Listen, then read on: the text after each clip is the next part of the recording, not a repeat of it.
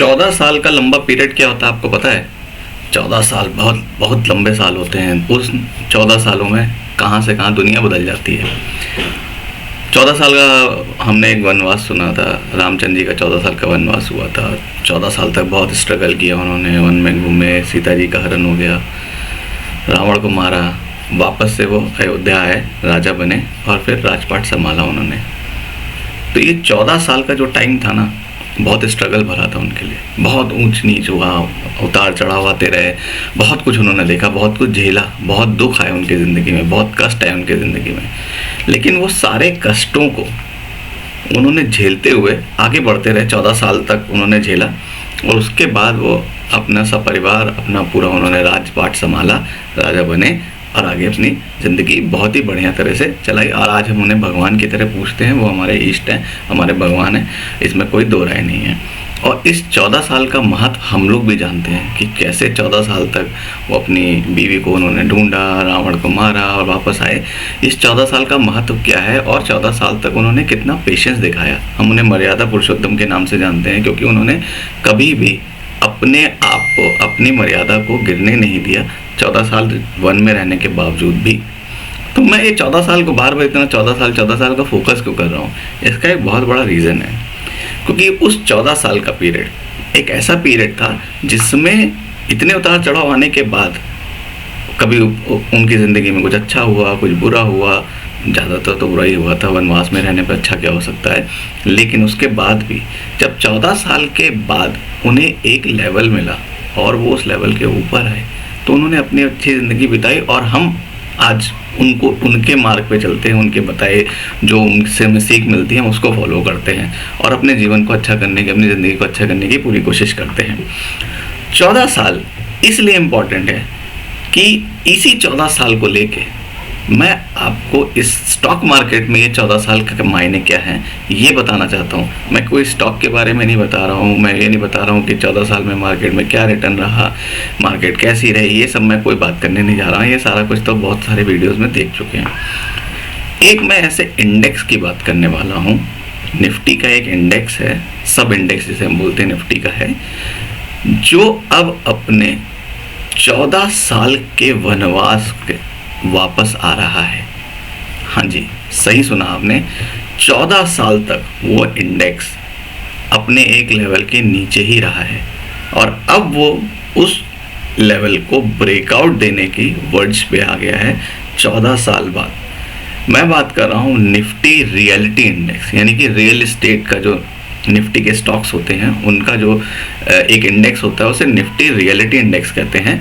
वो reality index सितंबर 2009 के बाद अब सितंबर 2009 के लेवल पे आ रहा है, यानी जो प्राइस उसका इंडेक्स का प्राइस सितंबर 2009 में था, अब वो सितंबर 2014 में, सॉरी सितंबर 2023 में, 2014 निकल गया क्योंकि 14 साल आ रहा है हर बार, इसलिए 2009 के प्राइस को अब उसने टच किया है 14 साल बाद 2023 में, निफ्टी रियलिटी इंडेक्स। इस इंडेक्स का इतने बड़े कंसोलिडेशन, इतने लंबे कंसोलिडेशन के बाद 14 साल बाद अपने पुराने प्राइस पे आना का मायने क्या है, उसमें क्या आगे क्या फ्यूचर हो सकता है, क्या वहाँ से वो फिर से नीचे आ जाएगा, फिर से कंसोलिडेशन में चला जाएगा, या अगर वो ब्रेकआउट देगा तो वो कैसा ब्रेकआउट दे सकता है, उसमें कौन कौन से स्टॉक्स हैं।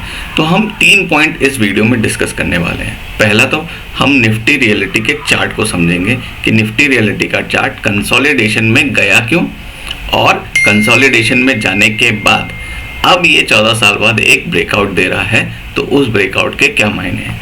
दूसरा, हम देखेंगे कि कौन से वो स्टॉक्स हैं जो निफ्टी रियलिटी इंडेक्स में आते हैं और आने वाले समय में, मिड से लॉन्ग टर्म में, वो कौन से स्टॉक्स हैं जो हमको एक अच्छा प्रॉफिट दे सकते हैं। और तीसरा हम ये समझेंगे, रादर सेकंड पॉइंट ये होगा कि हम समझेंगे कि निफ्टी रियलिटी, जो रियलिटी सेक्टर है, रियल एस्टेट सेक्टर है इंडिया का, वो क्यों इम्पॉर्टेंट है और एक इन्वेस्टर के पॉइंट ऑफ व्यू से रियल एस्टेट सेक्टर में इन्वेस्ट करना क्यों इम्पॉर्टेंट है। नॉट इन टर्म्स ऑफ कि हम कोई प्लॉट खरीद लें, कोई कहीं पे घर खरीद लें या दुकान खरीद लें, उस पॉइंट ऑफ व्यू से नहीं बोल रहा हूँ, but real estate sector as in हम बात कर रहे हैं कि जब एक स्टॉक मार्केट में रियल एस्टेट जो स्टॉक्स लिस्टेड हैं उनमें हम कैसे बेट कर सकते हैं और क्या वो लॉन्ग टर्म में हमको एक अच्छा रिटर्न दे सकते हैं, इंडिया ग्रोथ स्टोरी के साथ कैसे रियल एस्टेट लिंक्ड है और उसके थ्रू हमको एक अच्छा रिटर्न मिल सकता है। तो ये 3 पॉइंट हम डिस्कस करेंगे थ्रू आउट इस वीडियो में। इसको छोटा सा वीडियो बनाएंगे, बहुत लंबा नहीं है। चार्ट समझेंगे, स्टॉक समझेंगे और देखेंगे इंडिया की ग्रोथ में रियल एस्टेट का क्या हाथ है। चलिए वीडियो को स्टार्ट करते हैं और देखते हैं निफ्टी रियलिटी चार्ट से। तो अगर अब हम निफ्टी रियलिटी का एक चार्ट लगा लेते हैं और निफ्टी रियलिटी को हम देखेंगे मंथली बेसिस पे। अगर आप देखेंगे तो काफ़ी डेली बेसिस पे भी देखेंगे तो निफ्टी रियलिटी चार्ट जो है पिछले 4-5 महीने में बहुत बढ़िया रिटर्न दिया है निफ्टी रियलिटी इंडेक्स ने। अब अगर इसको हम मंथली पे लगाते हैं तो आप देखिए निफ्टी जो रियलिटी इंडेक्स है ये है, बात हो रही है सितंबर 2009। इसकी क्लोजिंग हुई थी 598 के आसपास और आज की डेट में यानी कि सितंबर 2023 यानी कि 14 साल बाद ये रियलिटी इंडेक्स जो है ये अपने 2009 के लेवल के आसपास ही आ गया है। अगर देखें 2009 के आसपास ही आ गया है।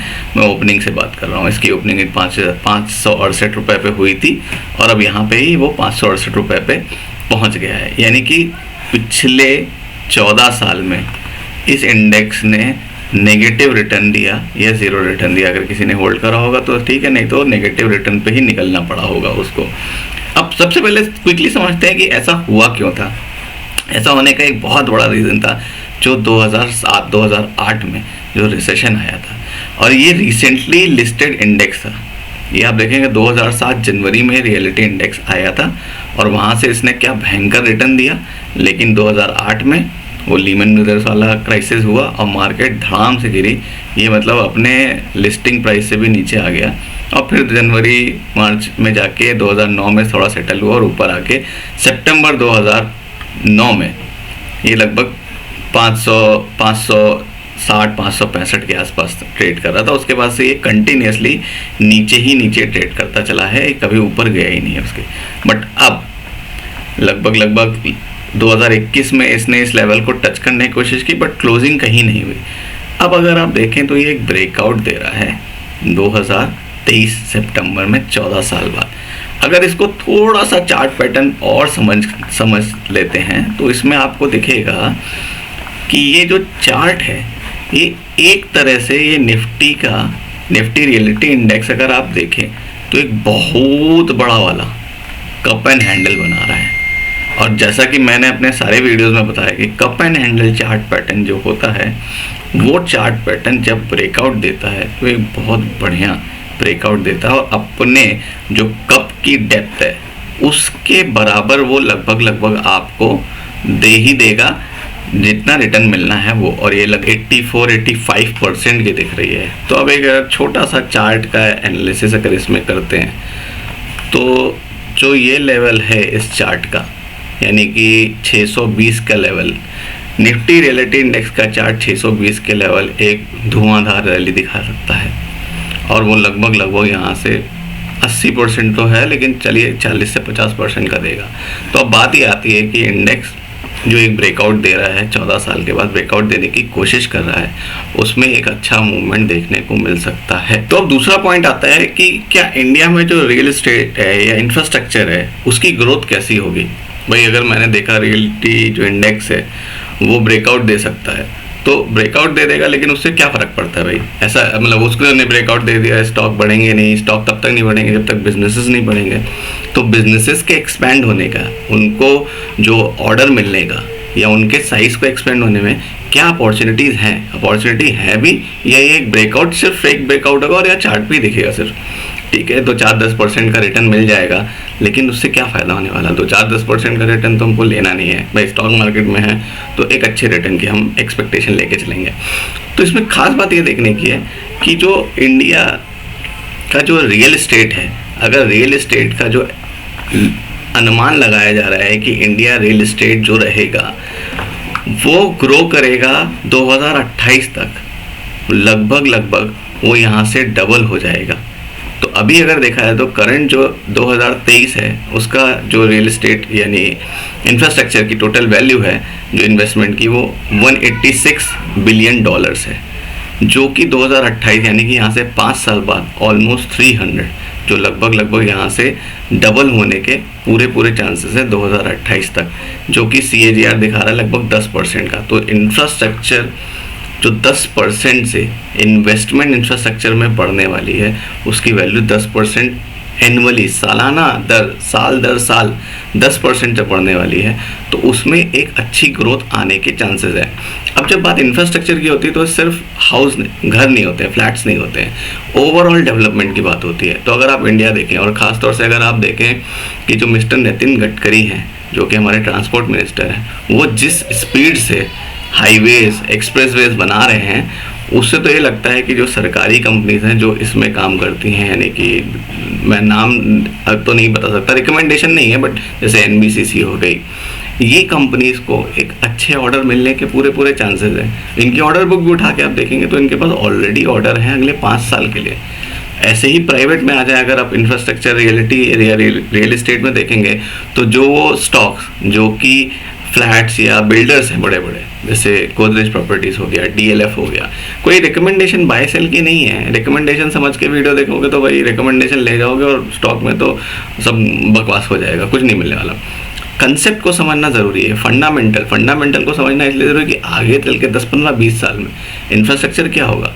भाई रोड्स डेवलप होंगे, कंस्ट्रक्शंस होंगे, ब्रिजेस बनेंगे, रेलवे लाइंस के आसपास कंस्ट्रक्शन होंगे, तो क्या डेवलपमेंट होगा। डेटा सेंटर्स बन रहे हैं तो डेवलपमेंट हो रहा है। तो किस तरह से डेवलपमेंट हो रहा है इंफ्रास्ट्रक्चर में, क्या ग्रोथ है। इंडिया ग्रो करेगा तो क्या इंफ्रास्ट्रक्चर के डेवलपमेंट के बिना ग्रो कर जाएगा। 2000 अगर मैं 2000 से पहले का देखूँ, क्या इंडिया में इंफ्रास्ट्रक्चर डेवलपमेंट जब हो रहा था, इंडिया ग्रो कर रहा था, तो इंफ्रास्ट्रक्चर डेवलपमेंट भी तो हो ही रहा था ना। ऐसा तो है नहीं कि इंडिया ग्रो कर गया और इंफ्रास्ट्रक्चर के इंफ्रास्ट्रक्चर मेन रीढ़ की हड्डी है। अगर वो स्ट्रांग नहीं होगा तो कोई भी देश ग्रो नहीं करेगा। आप जितने डेवलप कंट्रीज उठा के देख लें, उनका इंफ्रा एकदम टॉप क्वालिटी होता है, तभी वो ग्रो करते हैं, अदरवाइज कोई भी कंट्री ग्रो नहीं कर सकती। और ये मोदी ने भी बोला है, गडकरी जी ने भी बोला है, सब ने ये बोला है कि इंडिया में रोड्स अच्छी होना बहुत ज़रूरी है, हाईवेज अच्छे होना ज़रूरी है, कनेक्टिविटी बहुत ज़रूरी है। गांव का बड़े शहरों से, बड़े शहर छोटे शहर, इन सब की कनेक्टिविटी, उसके लिए रोड डेवलपमेंट होना ज़रूरी है। अब रोड डेवलपमेंट होते हैं, हाईवेज बनते हैं, तो उनके आसपास जनता भी रहना शुरू कर देती है। अगर आज से 15 साल पहले जाके देखा जाए तो यमुना एक्सप्रेसवे के आसपास कुछ नहीं था, जंगल था। लेकिन आज देख लीजिए, बैंगलोर जैसे सिटी देख लीजिए, बैंगलोर के आउटस्कर्ट एयरपोर्ट का एरिया, आज के टाइम पे जगह मिलना मुश्किल है। आज से 10 साल 15 साल पहले देखा जाए तो वहाँ पे कुछ नहीं हुआ करता था। तो जैसे जैसे रोड बढ़ेंगी, इंफ्रास्ट्रक्चर डेवलप होगा, वैसे वैसे लोग आना रहना शुरू करेंगे, मॉल्स बनेंगे, तो रोड, घर, मॉल्स, ये सारी चीज़ें और बढ़ेंगी, डेवलप होंगी। और जितना ये डेवलप होंगे, डेफिनेटली उनको बनाने वाली कंपनीज हैं, उनको ऑर्डर मिलेंगे, उनके रेवेन्यू बढ़ेंगे, उनके प्रॉफिट बढ़ेंगे। तो इंडिया की ग्रोथ इंफ्रास्ट्रक्चर की ग्रोथ के बिना नहीं हो सकती है। और इंफ्रास्ट्रक्चर एक ऐसा सेक्टर है इंडिया में, स्टॉक मार्केट में, जिसकी ग्रोथ होने से मल्टीपल सेक्टर्स की ग्रोथ होगी। ये कैसे होगी, इसके लिए मैं एक नेक्स्ट वीडियो बनाऊंगा, एक अगले वीडियो में पूरा बताऊंगा कि कैसे एक इंफ्रास्ट्रक्चर सेक्टर के ग्रो करने से जाने कितने सेक्टर्स हैं स्टॉक मार्केट में लिस्टेड कंपनीज हैं जो ग्रो करेंगी, क्योंकि इवेंचुअली डायरेक्ट इनडायरेक्टली इंफ्रास्ट्रक्चर को ग्रो करने से वो भी ग्रो करती हैं। तो अब चलिए देखते हैं कि वो कौन से स्टॉक्स हैं। मैं सिर्फ स्टॉक्स का थोड़ा सा चार्ट देख के बताऊंगा कि वो किस लेवल पे हैं। कोई बाय सेल रिकमेंडेशन नहीं है, इन सब चीज़ों में पढ़ने की जरूरत भी नहीं है। वीडियो से जो नॉलेज ले सकते हैं वो नॉलेज लीजिए और आगे बढ़िए, ठीक है। चलिए चल के देखते हैं स्टॉक्स कौन कौन से हैं। तो जब रियलिटी इंडेक्स की बात होती है तो सबसे पहला जो स्टॉक सबके दिमाग में आता है, जो लार्ज कैप स्टॉक है, वो है DLF। तो DLF अगर आप देखें तो DLF का चार्ट देख लो या निफ्टी रियलिटी इंडेक्स का चार्ट देख लो, ऐसा लगेगा दोनों भाई भाई हैं, कुंभ के मेले में बिछड़ गए थे और वही चल रहे हैं। तो देखिए, अगर ये अगस्त 2008-2009 के आसपास यहाँ से ये उसी प्राइस पे पहुँच गया है, लगभग अपने 505-510 रुपये के आसपास पहुँच गया है। और वही उसने पूरा कंसोलिडेशन, मतलब 10-15-14 साल जो है DLF बिल्कुल रियलिटी इंडेक्स के साथ साथ चल रहा है, कोई उसने रिटर्न दिया ही नहीं है। तो अब यहाँ पे देखें, अगर चार्ट देखें तो 515 का जो लेवल है, DLF का, वो एक बहुत बढ़िया लेवल है जहाँ से एक बढ़िया ब्रेकआउट मिलेगा। ये कप एंड हैंडल बन रहा है इसमें भी, और ये अगर ब्रेकआउट देता है तो DLF में ऊपर का कम से कम नहीं तो 700 रुपये तक का ड्यू है, जो कि लगभग अगर आप देखेंगे 50% DLF आपको रिटर्न दे सकता है आने वाले अगले 2 साल में। 50% रिटर्न आराम से DLF से मिल सकता है। अब अगर यही देखें हम गोदरेज प्रॉपर्टीज़ में, तो गोदरेज प्रॉपर्टीज़ भी देखिए तो बहुत गिरने के बाद ये ऊपर जा रहा है।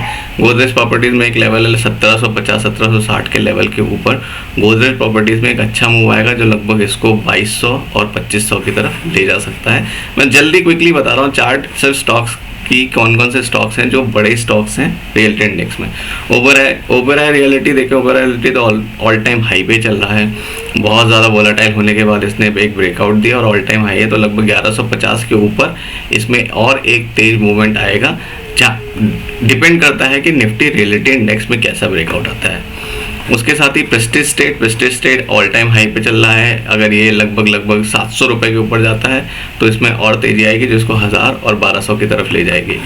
फिनिक्स लिमिटेड मोस्ट जो स्ट्रॉन्ग स्टॉक मुझे दिखता है इस स्पेस में, बिकॉज ये मॉल्स, जो शॉपिंग मॉल्स होते हैं, इनके कंस्ट्रक्शन पे ये काम करता है। इसमें अगर एक अच्छा ब्रेकआउट मिलता है लगभग 1900 रुपये के ऊपर, ये सस्टेन करता है, तो इसमें 2200 और 2500 के लेवल अगले 6 से 8 महीने में देखने को मिल सकते हैं। तो ये क्विक एनालिसिस थी निफ्टी रियलिटी इंडेक्स को लेके। 14 साल के वनवास को पूरा करके वो वापस आ रहा है।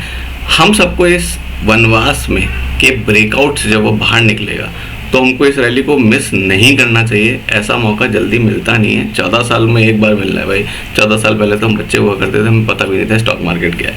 अब हमें डेटा के बेसिस पे पता चल रहा है कि 14 साल का जो भी जितना भी सेलिंग हो रखा है वो एक ब्रेकआउट मिलेगा। एक रेजिस्टेंस को 14 साल तक तोड़ने की कोशिश कर रहा है कोई स्टॉक या इंडेक्स, तो आप सोचिए उसमें कितनी अच्छी तेज़ी आने के चांसेस हैं।